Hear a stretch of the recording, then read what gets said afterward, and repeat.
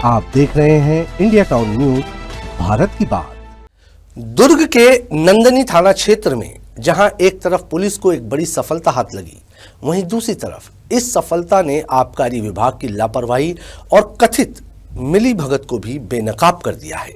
जी हां, 28 पेटी देशी शराब तस्कर और उस तस्कर में विभागीय संरक्षण का ऐसा खेल जिसे सुनकर आप भी हैरान रह जाएंगे।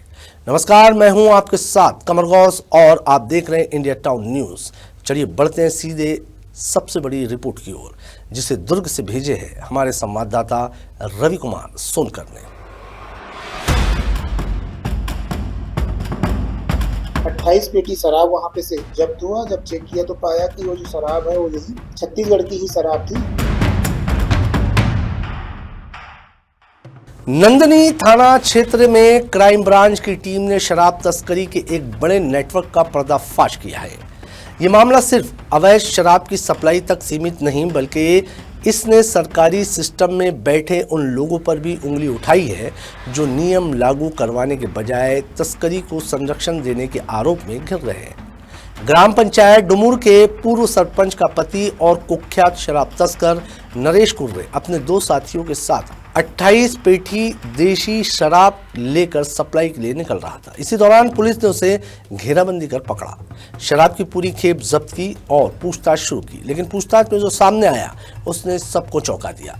ये शराब किसी जंगल के ठिकाने, किसी अवैध गोदाम या किसी ढाबे से नहीं, बल्कि शासकीय देशी शराब दुकान से उठाई गई थी, और दुकान भी वही नंदनी खुंदनी क्षेत्र की सरकारी दुकान, जहां प्रतिदिन सीसीटीवी फुटेज की निगरानी की जिम्मेदारी खुद विभागीय अधिकारियों की होती है।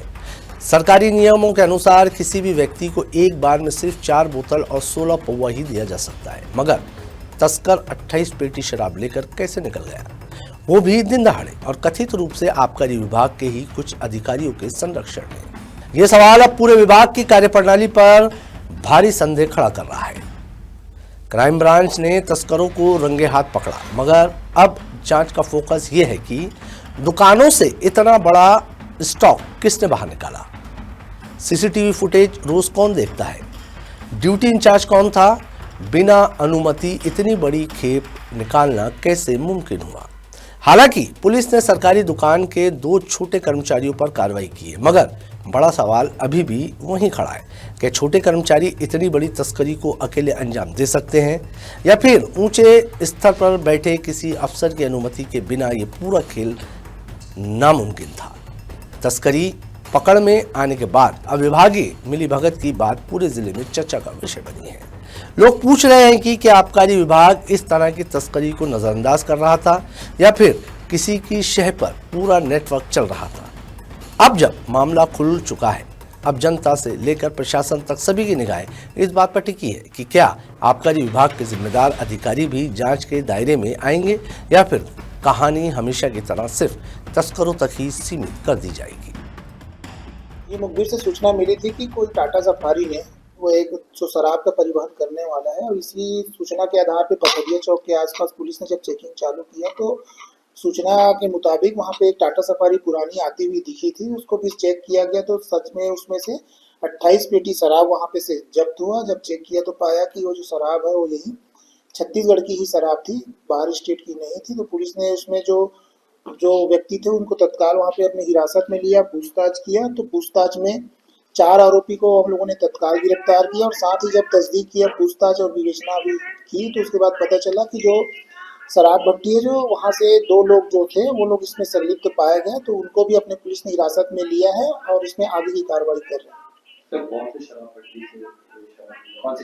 ये नंदनी के शराब भट्टी के एएसपी अभिषेक झा की पुष्टि के बाद ये साफ है कि पुलिस इस मामले को गंभीरता से ले रही है और हर स्तर की जांच की जा रही है। लेकिन दूसरी तरफ आबकारी विभाग अब तक इस मामले पर चुप्पी साधे हुए है, जिससे संदेह और गहरा रहा है। 28 पेटी शराब, सरकारी दुकान और विभागीय निगरानी में बैठे अधिकारी, इन तीनों के बीच की कड़ी अब प्रशासन की सबसे बड़ी चुनौती बन चुकी है। तो ये थी दुर्ग नंदिनी क्षेत्र की वो पूरी कहानी, जहां पुलिस की कार्रवाई ने एक बड़े तस्कर को पकड़ने के साथ साथ सरकारी शराब दुकान और आबकारी विभाग की पोल भी खोल दी है। अब सबकी नजर इस पर है कि क्या मामले में वास्तविक जिम्मेदारों पर कार्रवाई होती है या नहीं। इसी के साथ मुझे दीजिए इजाजत और आप देखते रहिए इंडिया टाउन न्यूज, भारत की बात। नमस्कार। आप देख रहे हैं इंडिया टाउन न्यूज, भारत की बात।